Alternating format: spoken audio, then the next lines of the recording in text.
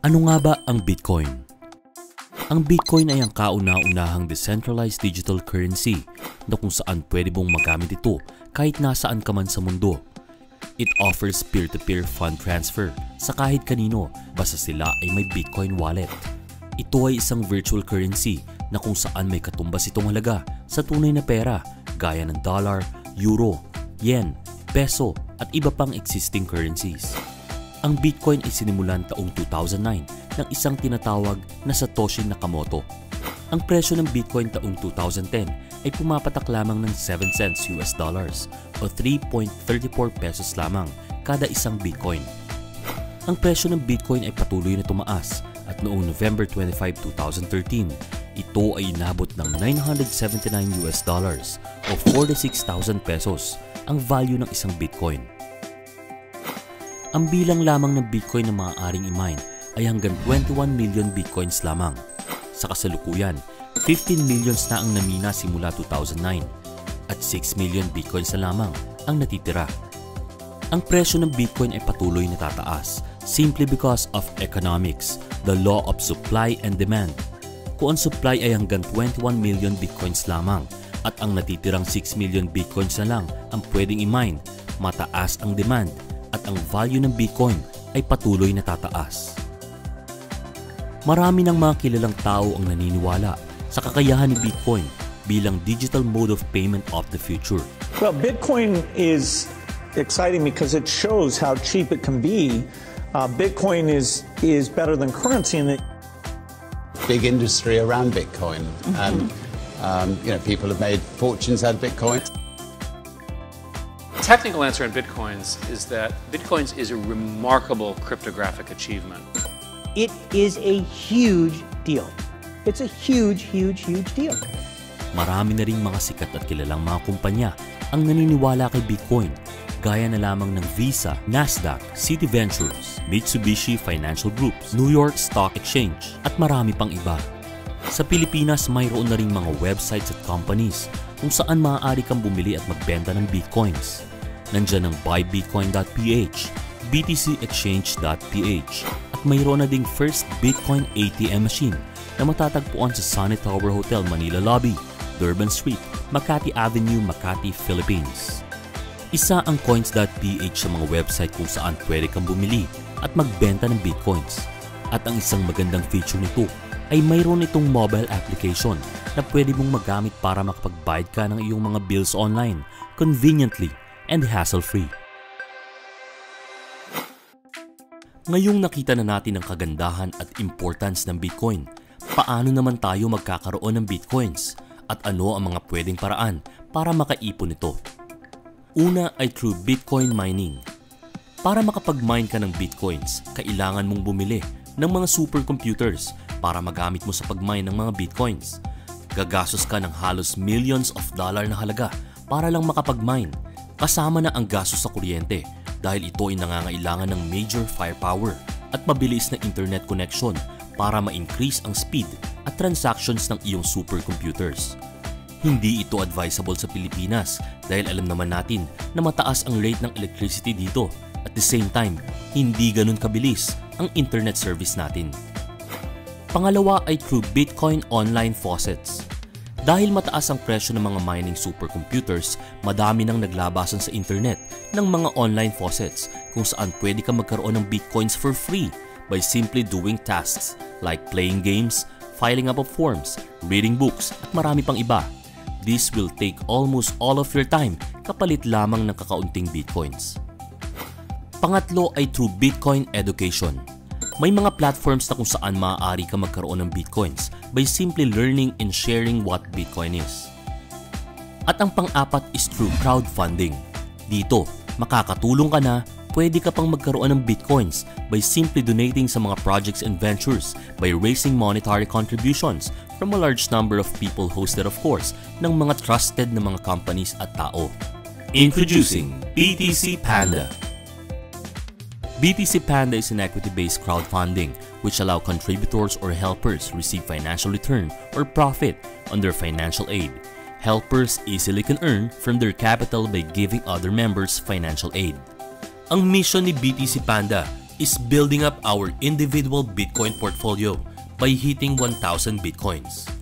And the vision is helping people to understand the value of having Bitcoin literacy by hitting our first 1,000 Bitcoins and more of each.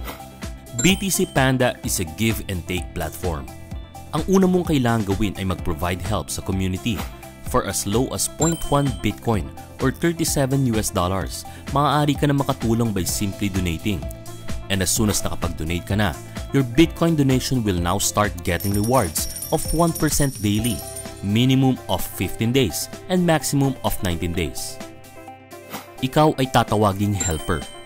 Ngayong nakapag-provide help ka na sa community, kailangan mo lamang bumilang ng 15 days para ikaw ay maging eligible to get help. This time, yung mga ibang tao sa community naman ang magpro-provide help or magdo-donate sa'yo. Dito, makikita natin ang give and take system ni BTC Panda. Provide help to get help.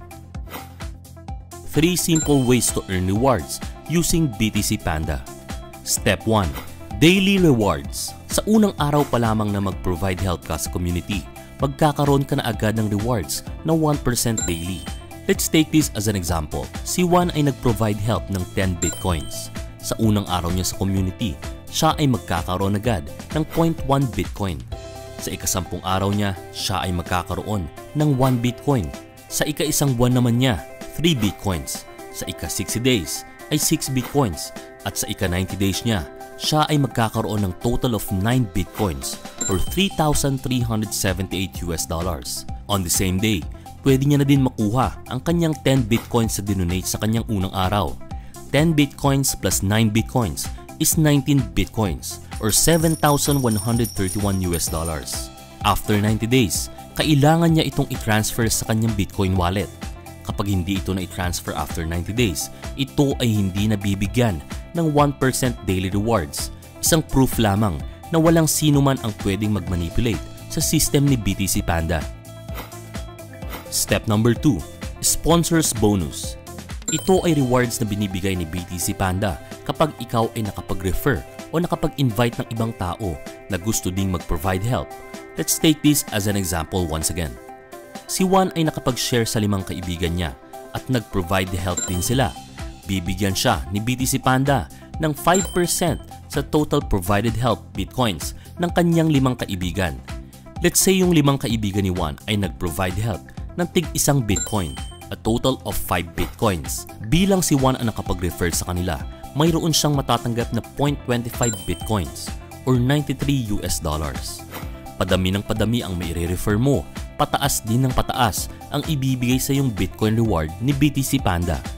Kapag umabot na sa 11 ang iyong referrals, kailangang ma-meet ng iyong mga referrals ang direct sponsor volume na 10 Bitcoins total provided help para magka-rewards ka ng 7% at 25 Bitcoins total provided help naman para sa ika-26 at 30th mong referrals para magka-rewards ka ng 10%. Step number 3. Manager's bonus. Ito ang mas malaking rewards na binibigay ni BTC Panda kapag ang iyong mga referrals ay nagsimula na ding mag-share sa mga kakilala nila na magpro-provide help sa community. Para ikaw ay maging isang fundraiser, ito ang mga requirements. Dapat ikaw ay may 10 kaibigan na active na nagpro-provide help sa community. Kailangan mong mag-provide help ng at least 1 Bitcoin sa community. Kailangan din na ang iyong 10 referrals ay makapag-provide help ng total of 10 Bitcoins. Kailangan mong mag-undergo ng verification by uploading your valid ID sa iyong back office. And lastly, kailangan mong mag-upload ng iyong video testimony. At dahil fundraiser ka na, ikaw ay bibigyan na ni BTC Panda ng reward sa mga referrals ng iyong mga direct referrals, 3% rewards sa iyong level 1 at 2% rewards sa level 2 ng iyong network.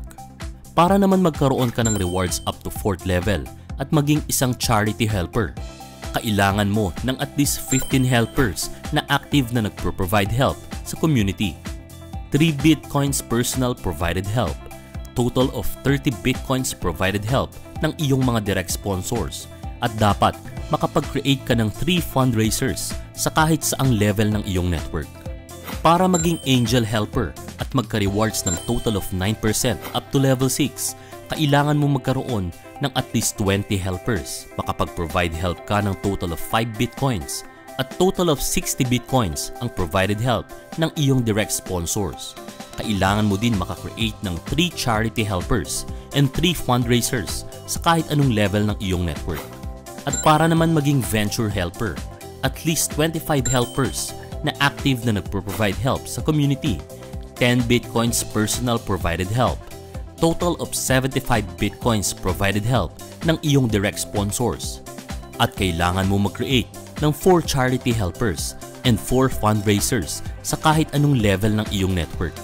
Bibigyan ka ni BTC Panda ng rewards up to 10.5% mula level 1 hanggang level 9 ng iyong network. And lastly, paano marireach ang philanthropy stage at magkaroon ng rewards ng up to 12% mula level 1 hanggang level 12 ng iyong network. Dito, kailangan mo ng at least 30 active helpers. Kailangan din na ang iyong personal provided help ay 15 bitcoins at ang total accumulated provided help ng iyong direct sponsors ay 90 bitcoins. Kailangan mo ring makapag-create ng 5 charity helpers at 5 fundraisers in different lines ng iyong network. Kapag na-hit mo na ang philanthropist, mas mapapabilis ang race to 1,000 bitcoins. 3 very simple ways para masimulan mo ang iyong Bitcoin portfolio at magkaroon ng financial freedom. It's time for Plan B. It's time for Bitcoin literacy.